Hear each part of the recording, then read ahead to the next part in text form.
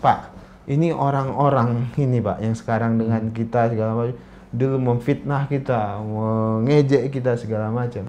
Apa jawaban Pak Prabowo, Pak Edi, Pak Prabowo? Nil, kamu hidup dengan dendam, kamu hidup dengan benci.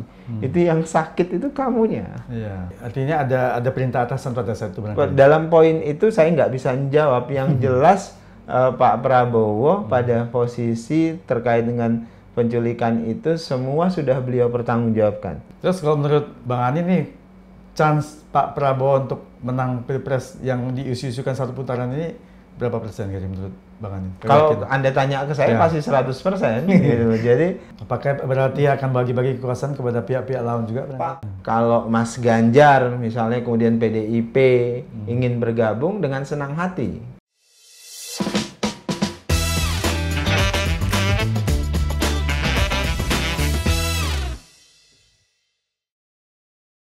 Selamat datang di Edser On, Edi Sharing and Discussion bersama saya Edi Wijaya. Kali ini saya berkunjung ke sebuah klinik kecantikan NYM Estetik Bintaro. Tapi bukan untuk perawatan kecantikan, karena saya mau ngobrol dengan seorang aktivis, juga politikus, pengusaha, juga sebagai dosen, dan banyak lagi profesi beliau. Dan yang paling penting beliau adalah juru bicara dari Menteri Pertahanan Republik Indonesia Prabowo Subianto. Langsung saja kita ngobrol dengan Bapak Daniel Anjal Simanjuntak, Bang Anin. Selamat siang, Bang Anin. Selamat siang, apa kabarnya? Pak Edi. Alhamdulillah baik. Sehat ya. Ini Terima sekarang kasih. Bang Anin ini wajahnya makin cerah, makin ganteng. Ini mungkin karena dirawat sama istri kali ini ya, di klinik kecantikan ini. Kebetulan ini lagi di klinik kecantikan punya istri saya, jadi karena nanti kegiatannya lebih dekat dari sini, kegiatan berikutnya makanya saya ajak Pak Edi, ya sudah podcastnya Di sini sekalian. gitu. Tapi terus terang aja saya waktu lihat Bang Anin ini waktu tahun 2000 sekian itu masih jauh, malah sebelum muda sekarang lebih ganteng sekarang ini. Pasti dirawat sama istri ya di klinik kecantikan NYM. Tanggung jawab istri. Oh iya, luar biasa. Sekarang masih suka main Vespa barangkali? Saya Vespa, hobi saya dari dulu Pak Edi itu Vespaan, Vespa. Luar biasa ya. Vespa klasik tapi Klasik, ya, yang klasik, skuter ya. klasik. Ya. Kemudian ya sudah lari dengan tinju, olahraganya tinju lari juga dengan luar tinju. biasa. Karena saya dengar juga Bang Anin kan juga sampai lelang Vespa. Oh iya, kemarin saya buat sumbang lelang ke dua. Palestina ya. Saya lelang dua Vespa saya. Saya. Beli Erwin Aksa Ya. 300 juta. Wah, luar biasa. Langsung kita sumbangkan semuanya ke Palestina. Kemudian satu lagi Gubernur Bangka Belitung. Itu 52 juta. Ya semuanya disumbang buat Semuanya disumbangkan ke luar biasa, Palestina. punya jiwa sosial yang tinggi. Iya kan, memang concern kita kan kalau masalah Palestina itu amanat konstitusi ya. Jadi itu hutang sejarah. Memang salah satu amanat konstitusi kita kan mendukung kemerdekaan Palestina. Ditambah lagi Palestina salah satu negara yang sejak awal kita merdeka itu mengakui kemerdekaan kita. Ya. Jadi salah satu negara yang awal-awal mengakui gitu ya. kemerdekaan Indonesia, Itu pertama. Kemudian kedua ya amanat konstitusional kita kan melawan penjajahan di atas di muka bumi, dan itulah sebabnya kemudian saya tentu ingin menunaikan amanat konstitusi itu. Pun demikian Pak Prabowo juga begitu, punya semangat yang sama. Saya pikir semua orang di Indonesia harus punya semangat yang sama terkait dengan Palestina, karena itu bukan terkait dengan agama, bukan terkait dengan ideologi, tapi terkait dengan kemanusiaan. Ya, hak asasi Ya, manusia. hak asasi manusia, kemerdekaan itu kan hak paling dasar, dan apalagi tujuan kita bernegara itu adalah membebaskan kan, membebaskan dan menghadirkan nilai-nilai kemanusiaan. Terus ceritanya Bang Ani ini kan dari kecil dari Kuala Simpang ya, Besitang ya, terus ke Medan, Sibolga terus ke Tangerang. Saya dengar tuh Bang Ani ini pernah sampai jadi tukang parkir, ini ceritanya gimana? Jadi Pak Edi, orang tua saya itu dulu PPL Pak. PPL itu penyuluh pertanian lapangan di Kuala Simpang, di Besitang dekat dengan Kuala Simpang.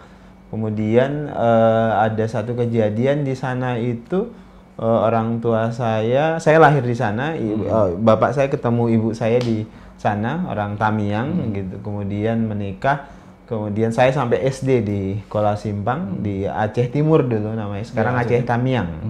Nah, kemudian bapak sempat bisnis, kemudian waktu itu rame-rame GPK, Gerakan Pengacau Keamanan gitu ya. Tahun 90. Tahun 90-an, 89 kalau saya nggak keliru. Kemudian kami terpaksa mengungsi. Bapak bawa anak-anaknya semuanya, kalau istilah anak Medan lari malam. Lari malam. Jadi istilah anak Medan kan lari malam. Jadi dari sana kemudian diungsikan ke Medan. Dari Medan kemudian ke Sibolga. Jadi bapak mulai lagi dipindah ke Sibolga, bisnis di Sibolga. Kemudian saya SMP di Sibolga. Kemudian ada bapak gagal lagi bisnis di situ, bapak sempat pindah ke sini. Pindah ke Tangerang. Ke Tangerang. Saya akhirnya juga ikut pindah ke sini. Nah, di situ di Tangerang ini diceleduk ini. Jadi sempat mikir gimana caranya sekolah, bapak harus pindah ke sini, nggak bawa apa-apa begitu ya. Kemudian bapak waktu itu sempat jadi taksi berubet. Nah, kemudian akhirnya ya anak-anak harus bantu semuanya. Saya waktu itu masih mau masuk SMA. Bahkan ketika mau masuk SMA nggak ada duit, Pak. Nggak ada duit. Kemudian Pak Edi akhirnya saya dimasukkan oleh om saya itu ke SMA Muhammadiyah. Gratis, Pak. SMA-nya waktu itu kita bilang, saya waktu itu sedih sekali ngelihat SMA-nya jelek begitu ya. Kemudian ini banjir kalau hujan. Yang ngedumel lah kok saya masuk SMA ini begitu. Padahal saya dari SMP dan SD itu selalu berprestasi, ranking 1, 2 ada ranking kan. Nah, kemudian masuk SMA itu gratis, Pak. Masuk, kemudian Pak Edi di sini gratis, kemudian saya diberikan beasiswa selama 3 tahun. Nah, ternyata di SMA itulah saya memperoleh banyak nilai. Makanya saya percaya dengan pesan Allah itu, pesan Tuhan bahwasannya sesuatu yang kita anggap buruk ternyata itu belum tentu buruk bagi Allah Subhanahu wa taala. Allah paling tahu apa yang terbaik buat kita. Ternyata itu yang terbaik buat saya. Luar biasa ya. Proses pendidikan, kaderisasi organisasi saya peroleh dari SMA Muhammadiyah itu. Saya jadi ketua OSIS di situ, saya jadi banyak pendidikan di situ, banyak teman dan segala macam. Proses pengkaderan kepemimpinan menurut saya dimulai dari situ. Nah, sambil saya sekolah, karena orang tua punya keterbatasan ekonomi, saya parkir di rumah sakit Klinik Medika Lestari namanya.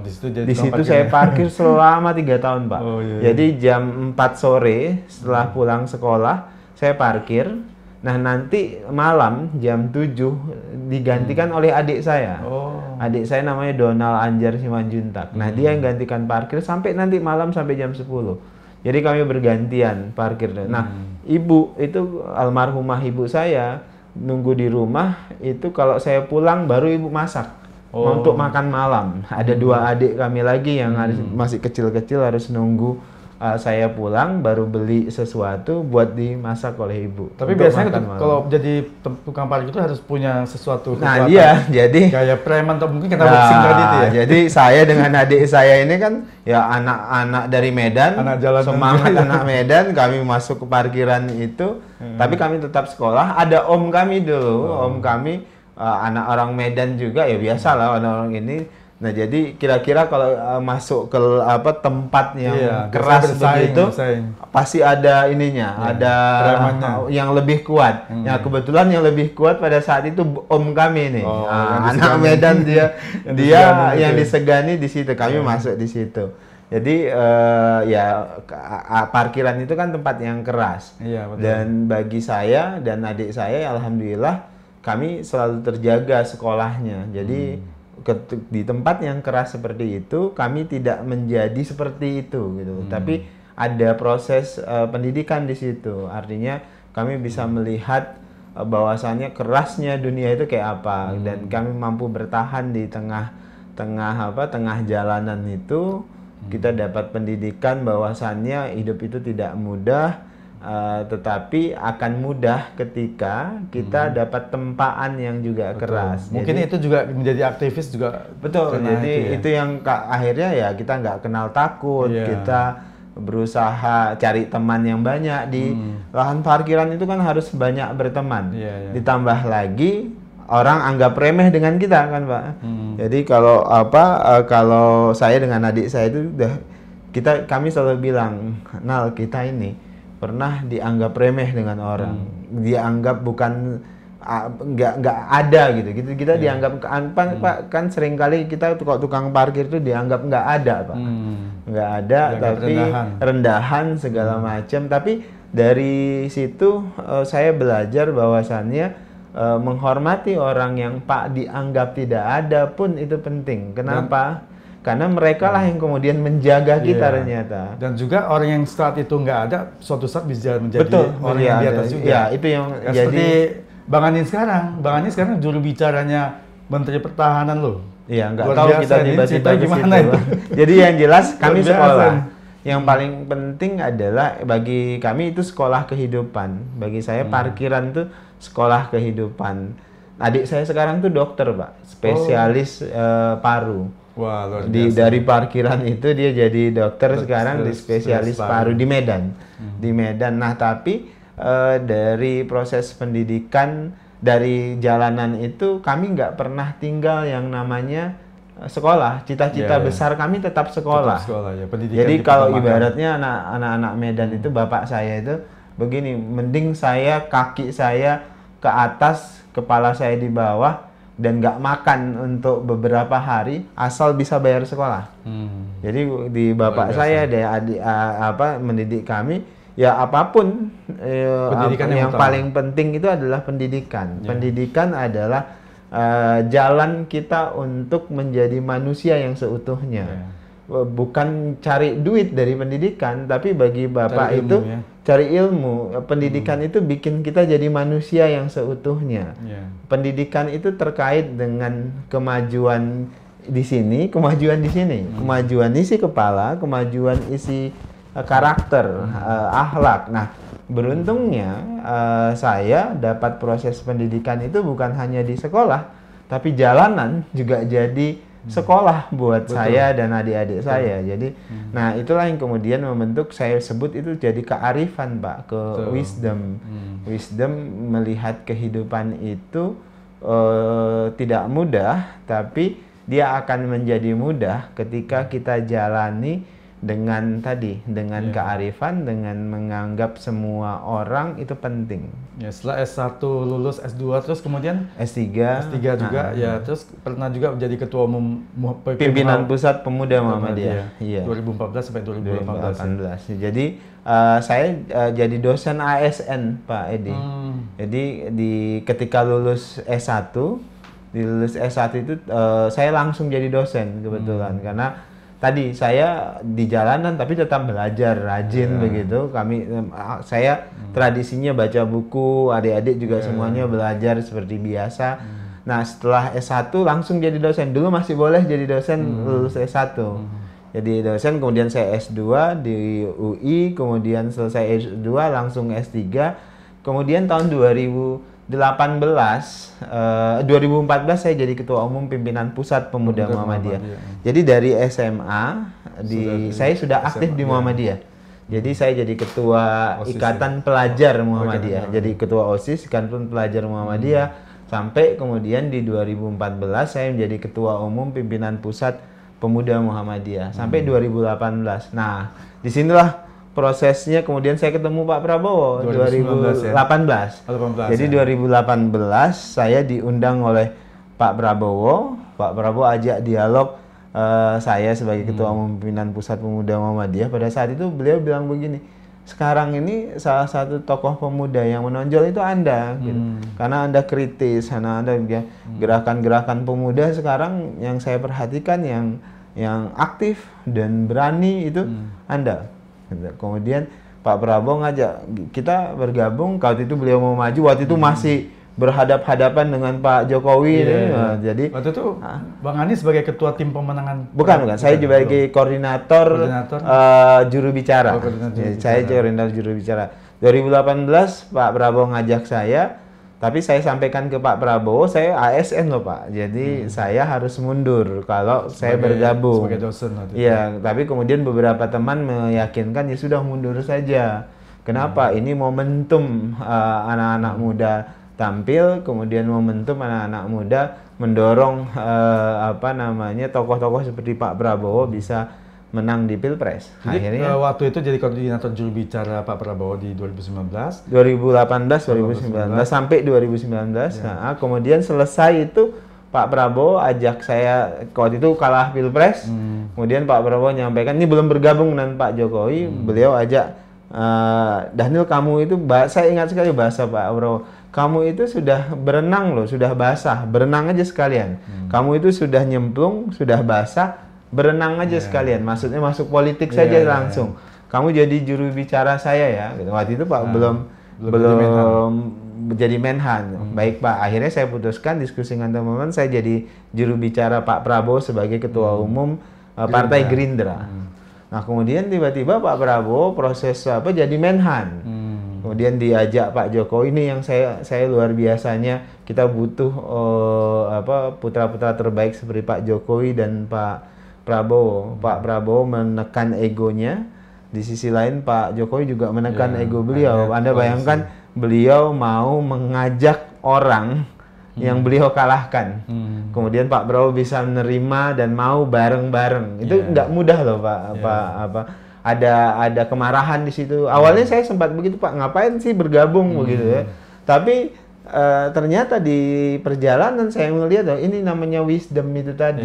Bahkan begini Pak Edi, saya pernah Pak, ini orang-orang ini Pak yang sekarang dengan kita segala macam, dulu memfitnah kita, mengejek kita segala macam.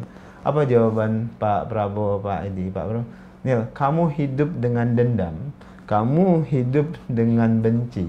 Itu yang sakit itu kamunya, kitanya gitu. Diri sendiri yang sakit. Kita nyakitin diri sendiri dengan dendam itu. Dendam dan benci itu penyakit.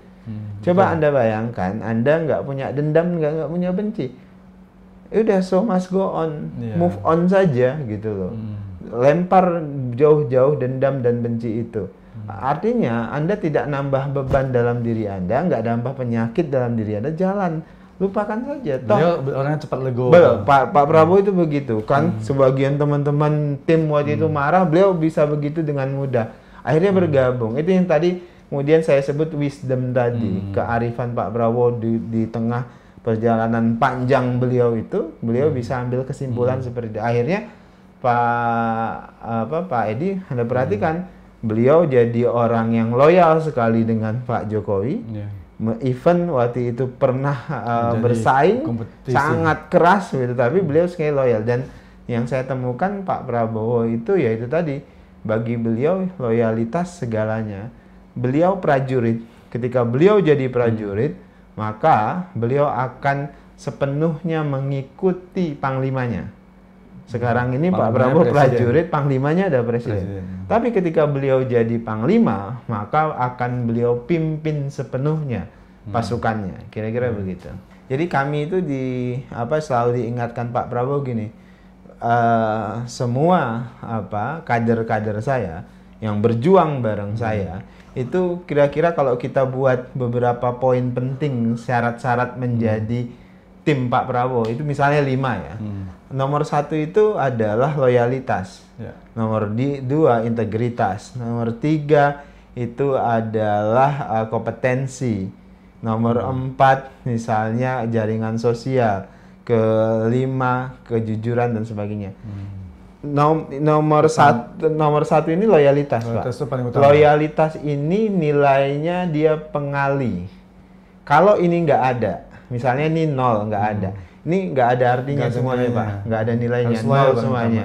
Jadi 0 itu yang pertama. Yang nomor loyalitas itu yang pertama. Kalau ini nggak ada, ini nggak ada artinya. Jadi pengali 0, jadi 0 semuanya ini.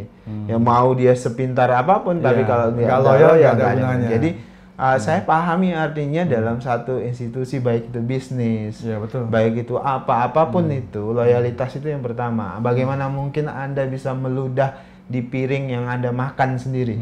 Kan banyak orang begitu ya.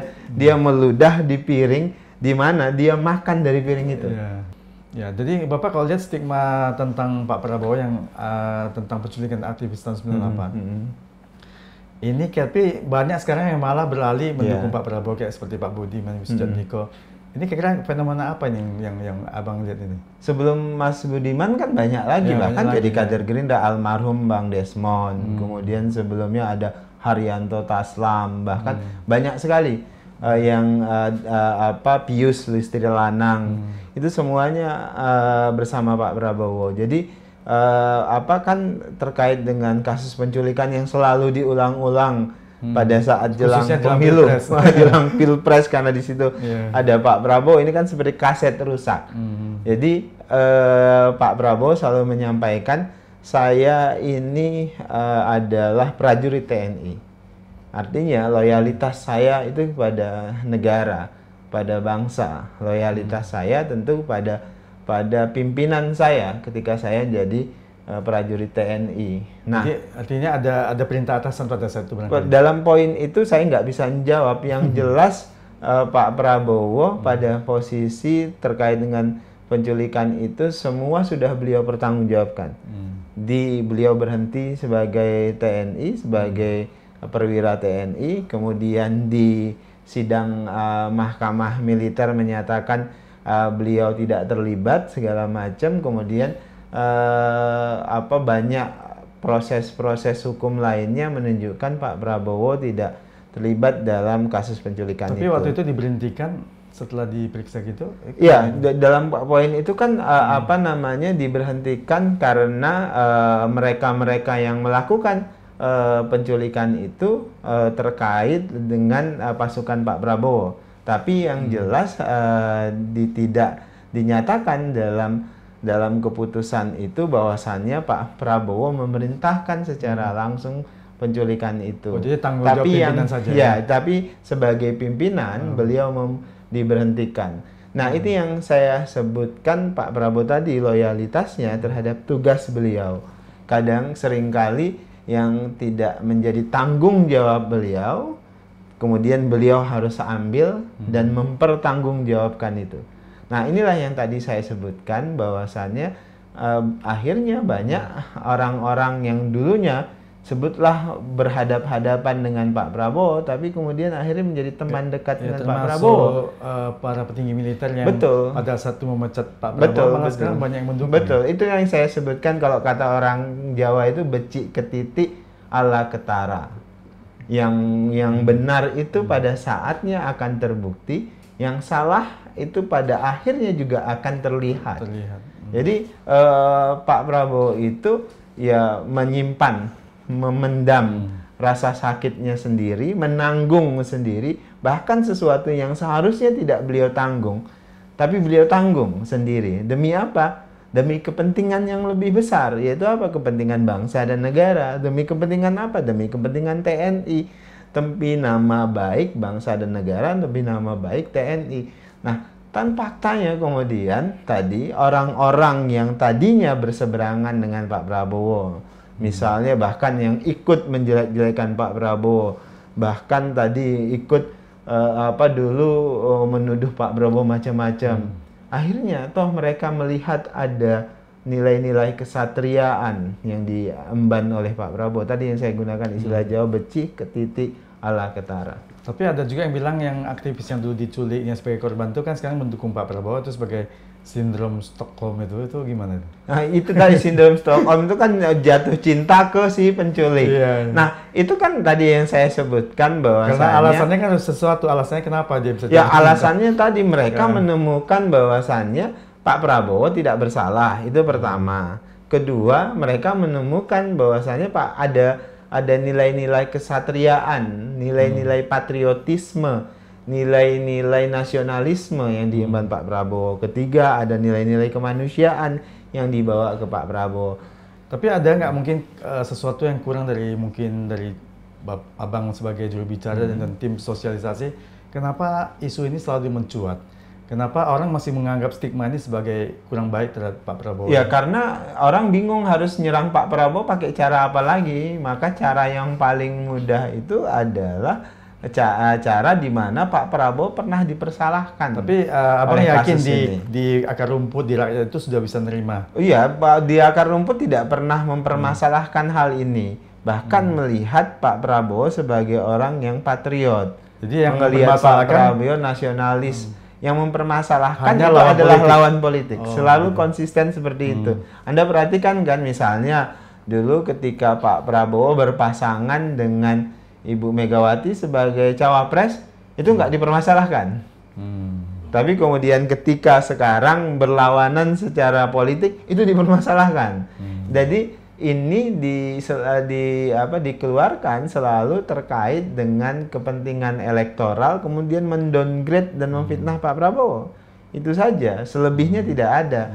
Jadi waktu Pak Prabowo menggait Mas Gibran ini, apakah juga meniru apa yang dilakukan oleh waktu itu calon presiden Filipina Bongbong Marcos yang menggait anaknya Duterte ini kali? Nah itu kan framing yang sedang dibuat oleh beberapa Kebetulan media. mirip soalnya. Iya beberapa media, tapi secara langsung sejak awal Pak Prabowo selalu menyebutkan salah satu cawapres beliau yang paling potensial itu adalah Mas Gibran. Jadi tidak ada paksaan siapapun. Iya generasi muda karena Pak Prabowo mewakili generasi lintas zaman yang memahami banyak nilai-nilai keindonesiaan, yang punya banyak sejarah panjang perjuangan. Nah, Mas Gibran mewakili dan merepresentasikan anak muda yang hari ini itu engagement-nya dengan sosial media, dengan teknologi itu tinggi sekali. Nah, Pak Prabowo selalu menyebutkan beliau ingin jadi jembatan masa depan. Jembatan masa depan buat anak-anak muda. Itulah kenapa Pak Edi, Anda perhatikan program-program yang ditawarkan Pak Prabowo itu rata-rata program masa depan. Artinya mempersiapkan supaya anak-anak balita kita, bahkan yang di dalam kandungan itu jadi tetap sehat, lebih cerdas, pendidikannya itu mumpuni, dan mereka bisa tumbuh menjadi generasi-generasi emas pada 2045 nanti. Makanya kami selalu menyebutkan Pak Prabowo ini sedang menyiapkan agenda masa depan, agenda 2045. Beliau jadi jembatan bagi generasi-generasi baru Indonesia. Jadi generasi muda ini kan selain diberi gizi yang cukup pada saat di kandungan, mungkin ada nggak program Pak Prabowo yang memberikan pendidikan karakter barangkali?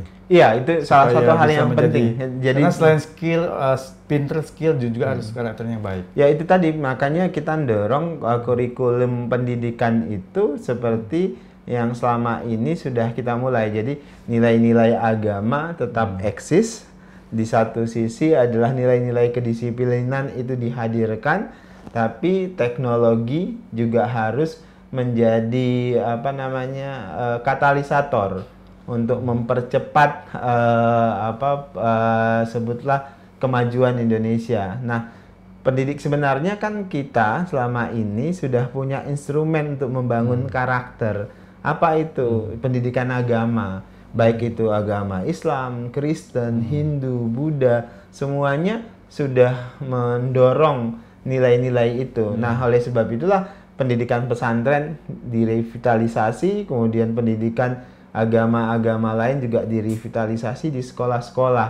Nah, Pak Prabowo ingin pendidikan agama itu menjadi nilai yang dikomitmenin. Jadi dia menjadi satu. Jadi kita ingin agama itu jadi guidance buat karakter dan moral. Iya, jadi dia bukan jadi alat politik misalnya, dia bukan jadi alat-alat untuk kepentingan jangka pendek. Dia harus menjadi karakter yang menyatu dengan diri. Kalau dalam Islam dia jadi akhlak. Jadi jadi moral dan sebagainya, jadi etis, jadi etika, jadi etiket kira-kira begitu. Jadi terus apakah ada ini semacam strategi kampanye? Kan dulunya Pak Prabowo itu dikenal dengan militernya yang kerasnya. Sekarang kok malah jadi istilahnya ada gemoy gitu. Sebenarnya gini Pak Edi, ini memang bagi strategi kampanye atau enggak gimana? juga, otentiknya Pak Prabowo ya begitu. Tapi ini gemoy itu sebenarnya pertama disuatkan oleh pihak lawan atau dari pihak gemoy itu kami berterima kasih nih kepada anak-anak muda terutama netizen. Justru gemoy itu yang buat adalah netizen. Bahkan Pak Prabowo nggak tahu apa arti gemoy itu. Saya aja justru baru tahu gemoy itu belakangan ini gitu loh. Jadi itu yang disematkan ya anak-anak muda netizen yang nyebut gemoy. Pak Prabowo nanya gemoy itu apa gitu. Nah kalau Pak Prabowo suka joget itu sebenarnya Pak Edi itu otentiknya Pak Prabowo begitu. Misalnya ya di 2018-2019 sebenarnya Pak Prabowo sudah memperkenalkan tari Gatot Koco itu tari Gatot Koco namanya. Karena beliau itu kalau gembira, ini kalau lagi ngobrol dengan kita gitu, ada kabar gembira, wah itu Pak Prabowo tuh langsung gitu loh. Jadi jadi gaya-gaya apa Gatot Koco begitu. Kenapa? Karena dia dipengaruhi oleh kakeknya Pak Margono. Pak Margono itu kalau ngelihat menyambut cucunya itu seperti pakai tari Gatot Koco, saking senangnya, saking senangnya. Jadi sebenarnya itu otentiknya Pak Prabowo, tapi di framing seolah-olah baru sekalang dikeluarkan. Tapi sebenarnya kalau bagi orang-orang yang kenal baik dengan Pak Prabowo sudah mengikuti Pak Prabowo ya karakteristiknya kadang-kadang ya selalu gembira seperti itu. Bahkan beliau selalu bilang kalau hidup itu tidak gembira, terus kita mau ngapain gitu. Jadi hidup itu harus gembira, dalam berbagai suasana pun harus gembira. Kan kalau prajurit TNI sudah begitu, lagi lapar pun nih kadang-kadang mereka joget. Mereka punya tairan pasukan juga. Betul, caranya begitu. Jadi Pak Prabowo selalu berusaha bagaimana kegembiraan itu menular. Makanya salah satu yang sering disampaikan Pak Prabowo itu, Pak Edi, salah satu visi kita bagaimana caranya supaya rakyat kita itu selalu guyu, selalu senyum, selalu ketawa, selalu gembira. Itu penting. Beliau mengutip Bung Hatta misalnya, sejatinya pembangunan itu membentuk masyarakat yang bahagia. Tujuannya tujuan dari pembangunan. Tapi masih banyak masyarakat lapar gimana nih? Ya itu dia. Ya itulah tujuan bahagia itu salah satu instrumennya kan kenyang. Harus tercukupi, ya, tercukupi begitu. Jadi makanya tujuan akhir dari pembangunan itu adalah membentuk masyarakat yang bahagia. Nah, instrumen bahagia itu kecukupan ekonominya itu tercukupi, pendidikannya mudah diakses, dan sebagainya itu bisa dihadirkan untuk mereka semuanya, begitu. Terus ada kekhawatiran dari masyarakat nih, kok Pak Prabowo jadi presiden ini nanti akan berubah lagi gayanya menjadi militerisme nih, gimana nih? Pak Edi, coba Anda perhatikan ya, Pak Prabowo orang militer, tapi kemudian beliau memutuskan memilih jalur politik sebagai perjuangan beliau, jalur yang demokratis. Itu menunjukkan bahwasannya Pak Prabowo sangat menghormati demokrasi. Beliau memilih jalur demokrasi untuk memperjuangkan aspirasi politiknya. Itu pertama. Kemudian kedua, dan jangan lupa juga di masa Pak Prabowo dulu, kalau ada sosok militer yang paling demokratis, yang sering disebut militer intelektual, itu namanya Prabowo Subianto. Pak Prabowo betul adalah seorang militer, tapi beliau mendapat pendidikan barat di Amerika, di Inggris, dan banyak sekali. Sehingga beliau paham betul terkait dengan nilai-nilai demokrasi. Jadi beliau tidak mungkin merusak nilai-nilai demokrasi yang sudah diperjuangkan selama ini. Bahkan beliau ikut perjuangkan. Jadi saya ingin meyakinkan bahwasannya Pak Prabowo akan konsisten menjaga nilai-nilai demokrasi kita. Nah, terkait dengan militer kita harus kuat. Nah, ini yang berbahayanya, saya selalu ulangi, berbahaya ada sikap militerifobia. Ketika militerifobia itu dikembangkan oleh berbagai kelompok, itu punya dampak terhadap lemahnya pertahanan kita. Ini kan seperti agenda pasca tahun reformasi 98. Kualitas militer kita, kualitas pertahanan kita itu diminishing, Pak Edi. Turun luar biasa. Kenapa? Karena itu tadi, kalau kemudian ada berbau militer, ini berbahaya, ini orde baru, dan ini akan merusak. Kan selalu begitu dikembangkan. Stigmanya selalu begitu. Sehingga dampaknya pertahanan kita jadi lemah. Nah, Pak Prabowo tentu ingin demokrasi kita tumbuh dengan baik, kesejahteraan kita meningkat, tetapi pertahanan kita kuat. Kenapa? Karena kita punya kekayaan yang luar biasa, Pak Edi. Semua negara di dunia ini pengen menghegemoni Indonesia. Kenapa? Karena kita punya kekayaan di laut, di bawah laut, bahkan di bawah gunung-gunung kita, tambang segala macam itu banyak. Nah, kalau itu nggak dijaga dengan pertahanan yang kuat, maka besok itu semuanya akan dibawa oleh negara-negara lain. Gimana dengan sikap Pak Prabowo dengan temperamennya tinggi nih? Kan masih orang, nanti kalau jadi presiden nih, temperamen tinggi nih gimana? Apakah beliau dengan usianya yang sekarang sudah di atas 70 barangkali mungkin temperamennya sudah itu kan stigma dan tuduhan ya. Pak Prabowo yang selalu dikembangkan oleh lawan politik, Pak Prabowo temperamen, Pak Prabowo mudah emosi dan sebagainya. Pak Prabowo akan orangnya otentik, akan marah ketika harus marah. Oke? Dia otentik, dia nggak pinter berpura-pura. Beliau sulit berpura-pura. Kalau harus marah, beliau akan marah. Ketika harus gembira, marah pada tempatnya gitu. Iya betul. Jadi otentik, nggak suka berpura-pura. Kalau dia nggak melihat ada yang salah dengan Pak Edi, gitu ya, maka beliau akan marah. Tapi kalau nggak salah, nggak perlu marah. Jadi kita perlu orang yang otentik begitu. Beliau akan mengekspresikan apa yang beliau rasakan benar, apa yang beliau rasakan salah. Jadi Pak Prabowo nggak bisa berpura-pura manis-manis begitu untuk sesuatu yang dilakukan oleh orang lain itu salah gitu. Jadi bagi saya ini yang saya sebut sebagai karakteristik Pak Prabowo itu otentik. Terus kalau menurut Bang Ani nih, chance Pak Prabowo untuk menang Pilpres yang diisu-isukan satu putaran ini berapa persen kira menurut Bang Ani? Kalau Anda tanya ke saya pasti 100% gitu. Jadi kami berkeyakinan ini kami akan menang sekali putaran. Mungkin indikatornya sudah kelihatan. Banyak, semua hasil survei menunjukkan Pak Prabowo pemenangnya. Pemenang sih ya, tapi satu putarannya ini loh maksudnya. Pemenangnya, iya kata beliau kan. Pemenangnya, survei ya, survei menunjukkan justru Pak Prabowo sekarang bisa satu putaran. Banyak beberapa lembaga survei itu menunjukkan Pak Prabowo sudah di atas 50%. Artinya kan kita hanya butuh 50% plus satu suara. Artinya itu bisa memenangkan sekali putaran. Kenapa kami agak ngotot dalam tanda kutip sekali putaran? Ada dua hal, Pak. Pertama, efisiensi. Bisa lebih hemat 70 triliun loh, Pak. Ini bisa dialihkan untuk kepentingan yang lain, makan gratis tadi, buat PKH dan macam-macam. Itu pertama. Kemudian yang kedua, supaya kemudian upaya-upaya orang untuk memecah belah kita itu tidak punya waktu lagi. Kenapa? Karena seringkali pemilu ini, Pilpres ini itu digunakan sebagai cara untuk memecah belah.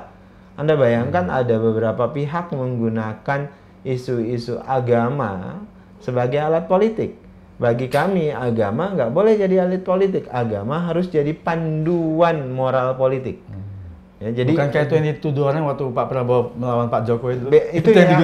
Itu yang saya sebut gitu. Saya selalu bilang alhamdulillah orang-orang yang melakukan itu sekarang tidak mendukung Pak Prabowo. Prabowo, saya tidak pernah menggunakan isu-isu seperti itu. Saya presiden Religion for Peace Mas, di Asia and Pacific. Jadi Pak Ani menganggap Prabowo, itu mungkin relawan punya apa? Iya, orang-orang tertentu yang konsisten bawa itu. Nah, ketika Pak Prabowo tidak bisa diajak begitu, mereka pindah kendaraan. Kan Anda perhatikan orangnya itu aja kok, kelompoknya itu aja. Yang membedakan dulu mereka dukung Pak Prabowo, sekarang mereka pindah dukungan. Kenapa? Karena dianggap Pak Prabowo itu tidak bisa digunakan sebagai alat mereka untuk melakukan praktek mereka. Coba Anda perhatikan, orang-orang itu cuma berpindah. Jadi orang-orang ini itu menggunakan mana yang bisa mereka tebeng. Sekarang Pak Prabowo tidak bersedia ditebeng. Kenapa? Beliau barengan Pak Jokowi. bareng-bareng dengan yang lain, kelompok tengahan, wasatoniyah. Kalau dalam Islam itu ini kelompok tengahan. Nah, dan karena nggak bisa ditebeng, mereka nebeng yang lain. Jadi keliru kalau Pak Edi bilang kami melakukan itu di masa yang tidak. Yang ada adalah ada orang yang nebeng, kelompok yang nebeng ke kami, kemudian konsisten melakukan itu. Ketika kami tidak membiarkan mereka tetap eksis di tempat kami, ya mereka pergi di tempat yang lain. Jadi saya mau katakan apa? Bagi Pak Prabowo, nasionalisme, patriotisme, keberagaman Indonesia itu harus tetap dijaga. Jadi kalau orang bilang Pak Prabowo menggunakan isu agama sama sekali tidak pernah. Saya misal menggunakan isu agama sama sekali nggak pernah. Nilai-nilai yang kami usung tentu adalah nilai-nilai keberagaman, nilai-nilai keindonesiaan, nilai-nilai keindonesiaan. Di situ ada nilai-nilai agama yang mempengaruhi secara otomatis. Pancasila yang kita anut itu ada nilai-nilai religiusitas, ada nilai-nilai agama di situ, dan itu jadi panduan moral bagi hidup dan kehidupan kita. Apakah mungkin ada upaya lain yang tadinya supaya pengen menang satu putaran itu karena khawatir nanti kalau di 2 putaran maka paslon 1 dan 3 akan bergabung dan bisa mengalahkan Pak Edi, Pak Prabowo. Anda coba perhatikan di survei ya, kalau 2 putaran pun Pak Prabowo tetap menang. Semua simulasi survei yang dilakukan, kalaupun 2 putaran Pak Prabowo pasti menang. Yakin Bahkan ya sangat yakin, Cok. Itu survei yang ngomong loh, itu data statistik yang ngomong. Bahkan digabung ini suara yang 1 dan 3, Pak Prabowo tetap lebih besar gitu loh. Terus Bang Ani lihat nggak ini karena Pak Jokowi ini kan selaku presiden yang sekarang lagi kontroversi ikut berkampanye mendukung Pak Prabowo dan Mas Gibran nih. Pak Edi, saya tidak melihat Pak Jokowi melakukan kampanye secara terang benderang. Tapi dan kalau kemudian terang benderang itu maksudnya beliau ngajak pilih Pak Prabowo. Jadi kan definisi kampanye itu begitu, Pak. Kalau Pak Jokowi berpihak, kami berkeyakinan Pak Jokowi berpihak kepada kami. Karena Mas Gibran karena Pak Prabowo juga anggota beliau. Karena Pak Prabowo yang beliau percaya, bukan hanya sekedar tentang Mas Gibran, ini juga tentang Pak Prabowo. Jadi Pak Edi, Anda perhatikan Pak Jokowi nggak pernah kampanye pilihlah Pak Prabowo, itu namanya kampanye. Yang namanya kampanye, Pak Edi bilang pilihlah Dhanil Anjar Simanjuntak misalnya jadi gubernur DKI misalnya gitu. Itu baru kampanye, Pak. Nah, Pak Jokowi tidak pernah melakukan itu. Nah, kalau Anda tanya apakah Pak Jokowi berpihak terhadap Pak Prabowo dan Pak Mas Gibran, kami yakin Pak Jokowi pasti berpihak ke kami. Karena nilai-nilai yang kami usung jelas melanjutkan program-program yang sudah dicanangkan oleh Pak Jokowi. Nah, tapi apakah keberpihakan itu salah? Enggak. Pak Jokowi itu adalah presiden. Di satu sisi, beliau adalah politisi. Presiden dan politisi itu ingin ada keberlanjutan kepemimpinan beliau yang sesuai dengan apa yang sudah beliau lakukan. Dan seorang negarawan pasti tahu persis siapa yang bisa melanjutkan dirinya, siapa yang tidak bisa melanjutkan dirinya. Tapi pemimpin itu Pak Edi, itu selalu ingin melahirkan pemimpin baru setelah dirinya. Betul, tapi nah itu yang sudah dilakukan dengan Pak Jokowi. Pencalonan Wapres-Cawapresnya Mas Gibran ini, apakah bukan menjadi semacam kontraproduktif di kemudian hari yang katanya cacat konstitusi ini? Yang disebut cacat konstitusi apa? Konstitusi justru menyebutkan bahwasannya ini sah, bahkan sudah digugat lagi dan ini dinyatakan sah dan tidak ada masalah. Itu pertama. Kemudian kedua, yang menentukan itu adalah rakyat. Betul, rakyat menentukan. Kecuali Pak Jokowi melantik anaknya menjadi wakil presiden. Menunjuk langsung itu. Ya, itu langsung itu yang baru cacat konstitusi, itu melanggar. Kalau ini era demokrasi, Pak Prabowo menawarkan Mas Gibran. Pak Jokowi merestui Mas Gibran untuk ditawarkan kepada rakyat. Tinggal pilihannya rakyat. Rakyat mau ini barang, kira-kira gitu. Silahkan pilih. Kalau enggak mau, jangan pilih. Sesimpel itu. Itulah demokrasi. Demokrasi itu memberikan ruang kepada rakyat untuk hanya untuk memilih. jalan untuk mencalonkan diri, tapi penentuannya juga tetap di rakyat. Iya, dan penentuannya ya di rakyat. Jadi kalau rakyat tidak bersepakat, mereka tidak akan pilih. Kalau rakyat bersepakat, rakyat pasti akan pilih. Faktanya survei Mas Gibran disuruh tinggi gitu. Potensi kecurangan pemilu itu kira-kira menurut Bang Ani gimana ya? Potensi kecurangan ya diawasi saja. Masyarakat bisa mengawasi, bisa melaporkan. Masyarakat sekarang ini Pak Edi ada ini kok. Langsung medsos. Medsos segala macam. Jadi begini Pak Edi, orang yang ngomongin kecurangan itu bisa juga jadi dalam rangka propaganda. Kalau kata orang Padang begini, iyo kan diawak lalu kan diurang. Jadi seringkali gini, kalau yang melakukan kecurangan itu kita, tapi itu nggak curang gitu loh. Tapi kalau orang yang melakukan kecurangan itu curang. Jadi terus Bang Anin lihat ini kalau nanti Pak Prabowo Mas Gibran terpilih, pihak lawan ini kira-kira kondusif nggak? Ada antisipasi apa supaya begini, tidak terjadi? Pak Edi, komitmen Pak Prabowo adalah menang tanpa nyoraki. Jadi ketika Pak Prabowo menang, Pak Prabowo pasti ajak semua elemen masyarakat untuk bergabung. Pak Prabowo ingin jadi presiden untuk rakyat Indonesia, bukan jadi presiden untuk rakyat yang memilih beliau. Apakah berarti akan bagi-bagi kekuasaan kepada pihak-pihak lawan juga? Pak Jokowi, Pak Prabowo pasti mengajak putra-putra terbaik Indonesia. Kalau Mas Ganjar misalnya kemudian PDIP ingin bergabung dengan senang hati. Pak Prabowo mengajak beliau-beliau untuk bergabung. Dan tentu kita berharap putra-putra terbaik bisa membantu Pak Prabowo. Jadi Pak Prabowo sangat terbuka, apalagi sudah ada pembelajarannya dari Pak Jokowi. Jadi kita ingin pastikan Indonesia ini dibangun bersama. Indonesia ini besar sekali Pak Edi. Nggak mungkin dibangun sendiri-sendiri. Tidak mungkin dibangun nafsi-nafsi masing-masing, itu tidak mungkin. Harus dibangun bersama, dan bagi Pak Prabowo itu persatuan itu segalanya. Anda bayangkan Pak Edi, kalau dalam satu rumah tangga ribut terus tuh suami istri, nggak akan bisa tuh cari nafkah, nggak akan bisa itu mendidik anak. Nah oleh sebab itulah Indonesia yang beragam ini, terlalu besar ini, itu harus rukun, harus guyup, harus bersatu. Nah itu konsepsi awal Pak Prabowo, itu pondasi dasar Pak Prabowo untuk mencapai kemajuan. Pak Prabowo ini kayaknya nanti gimana? Ibu negara gimana nih? Itu pertanyaan yang sangat personal yang hanya bisa dijawab oleh Pak Prabowo. Ada kemungkinan nggak, mungkin Bang Ani kan orang dekatnya Pak Prabowo. Ada nggak isu-isu mungkin Pak Prabowo akan kembali rujuk dengan saya nggak mau masuk pada hal itu Anda tanyakan ke Pak Prabowo. Iya. Terus satu lagi, kan banyak orang concern tentang kesehatannya Pak Prabowo ini. Apalagi kemarin sempat beredar viral di apa itu YouTube dan lain-lain itu kan beliau sangat kelelahan begitu kampanye ya. Kira-kira treatment apa khusus kesehatan buat beliau yang supaya beliau itu bisa tetap maintain kesehatan yang dengan baik? Pak Prabowo itu selalu diawasi dengan dokter dengan baik, dan Pak Prabowo orang yang rutin berolahraga, rutin mengecek kesehatan beliau. Jadi kalau ditanya apakah Pak Prabowo sekarang prima, sangat prima. Saya berikan contoh begini, Pak Edi. Pak Prabowo itu kalau keluar negeri itu bisa 10 pertemuan, di dalam negeri juga bisa 10 pertemuan. Bahkan di negara-negara yang berbeda, dan beliau akan tetap fit. Sama halnya ketika jadi Menhan, beliau bisa berkegiatan 10 kegiatan satu hari, tapi beliau tetap fit. Di usia beliau yang 72 tahun, beliau tetap fit.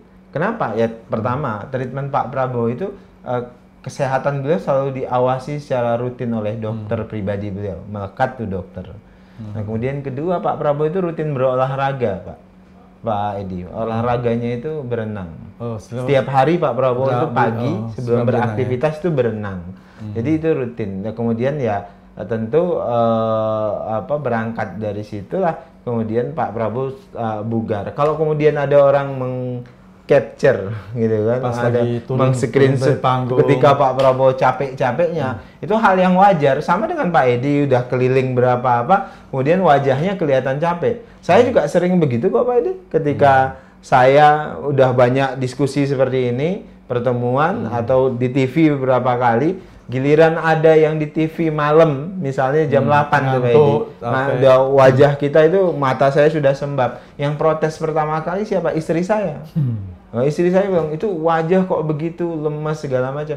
Kenapa? Karena itu pertemuan terakhir dan kita harus tampil di TV kan, Pak. Ya. Akhirnya lemas, kelihatan wajah kita kayak orang sakit segala macam. Dan itu hal yang wajar, tapi dia jadi tidak wajar karena digunakan sebagai alat politik untuk mendowngrade Pak Prabowo, seolah-olah Pak Prabowo itu tidak fit. Nah, karena itu memang jadi juga masalah. banyak isu kan, nanti Pak Prabowo kalau jadi presiden nggak sampai 5 tahun karena ini Kan itu kalimat juga yang dibuat ketika diskusi tentang Pak Ma'ruf dulu kan.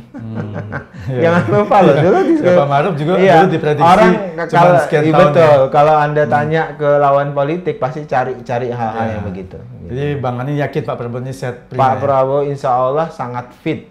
Ini kalau dari sisi sisi ilmiah, dari sisi apa yang saya lihat. Nah, selebihnya tentu adalah kehendak Allah Subhanahu wa taala. Ya, sebelum kita akhiri nih Bang Anin nih. Kira-kira Bang Anin ada punya pesan apa terhadap generasi muda supaya nanti persiapan ke Indonesia Emas ini lebih mantap lagi nih? Pertama, tentu anak-anak muda hari ini harus meningkatkan kompetensinya terus-menerus. Kenapa? Karena ke depan tantangan kita itu adalah bukan dengan sesama anak Indonesia, tetapi sesama warga dunia. Dunia ini borderless. Sekarang itu borderless. Pak Edi nggak bisa bikin podcast sendiri dan kemudian bisa diakses bahkan oleh orang-orang di kutub utara sana, asal mereka punya kuota. Kan sekarang yang penting kuota. Jadi kompetensi itu jadi penting. Kenapa? Saingan kita itu adalah warga dunia. Makanya ke depan teknologi, kemudian pengetahuan oleh anak-anak muda ini harus ditingkatkan. Kemudian kedua, daya juang. Nah, jadi mental juang. Jadi saya punya kekhawatiran ke Gen Z ini. Banyak keluh kesah, banyak banyak mudah menyerah segala macam. Tentu ini yang paling loyalitas dan jujur. Sekarang karakteristik ini yang absen di dunia ini. Menurut saya, mau apapun profesi kita, loyalitas dan kejujuran itu pasti paling utama dan itu pasti yang dicari orang. Betul.